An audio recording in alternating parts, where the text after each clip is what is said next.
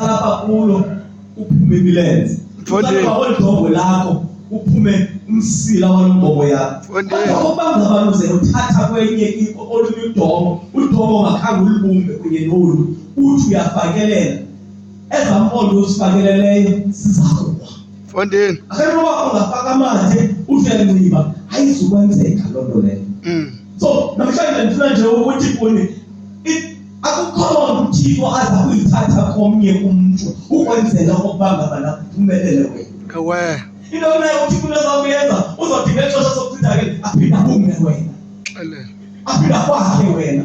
Akukho ngqondo uThixo azoyithatha komnye. No matter how envious you can be. Nokuba ngabana unganqwenela kangakanani ukuba ngomnye umuntu. Kodwa uThixo uzawuyenza apha kuThixo ufaka amandla kuwe. Ekufuneka wena ngoba uthi allow God ukuba banasebenzise amandla lapha kuwe. Wakha ele. So we are just in the hands of the potter. Away. In the hands of the potter. Sikudongwe esandleni sombumbi. So when we say nabazali, keep this in mind. But allow God to shape you. Namhlanje ngifuna ukuba uze uThixo usithi make me, mold me, reconstruct me. Uze uThixo usithi ndakhe Thixo ndibe yilento onqwenela ukuba ndibe yiyo. Ewemfondini. Ngoba sesingathi sike ngoba unenjongo umbumbi xa eshape udongwe lakhe. Ngamanye amaxesha sisukela udongwe ichithakala. But we have to allow God. You know, we have to soften ourselves. Funeka ngoba sithambe phambi kombumbi ukwenzela uba umbumbi asakhe sibe yilento simele ukuba ngabana sibe yiyo. Wasanelekela amazwi. Uhlala ezulwini ukhoyo kuzo zonke igama kawasikelele ngokuthi unaphakade. Amen. Amen. Come, let us pray. Ekamlo yise kamlo nyana. Nasekamlo moyo ingcwele. Sikolulena uThixo abazali bethu. Siyabulela Thixo kusigcinile moyo ingcwele kwade kwangoku lingcwele igama lakho kufanele ukudunyiswe.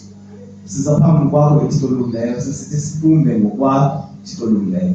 Moyo ingcwele bumba Thixo eyona nto abantwana bafanele ukuba babe yiyo Thixo olungileyo. Mold us Thixo even not to be the kinds of parents that we should be.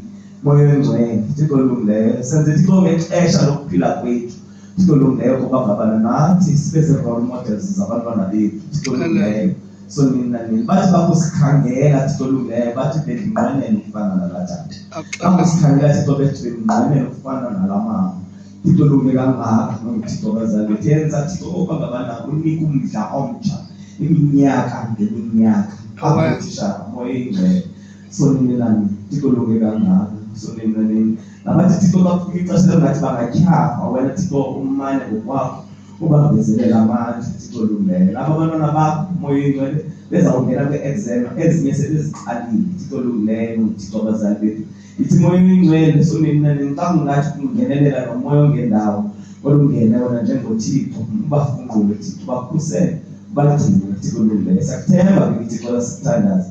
Umthandazo wethu Thixo nale mini yanamhlanje ekulokucala moya ingcwele ukukhuthaza moya ingcwele abantwana bakho Thixo olunge kangaka soluleke khokhele ngokwakho ke moya ingcwele. Hayi yonke into ezakwenzeka ezawuqulunqwa apha moya ingcwele ezakuthethwa ngayo isiXhosa sethu. Amen. Amen. Awe. Osbude.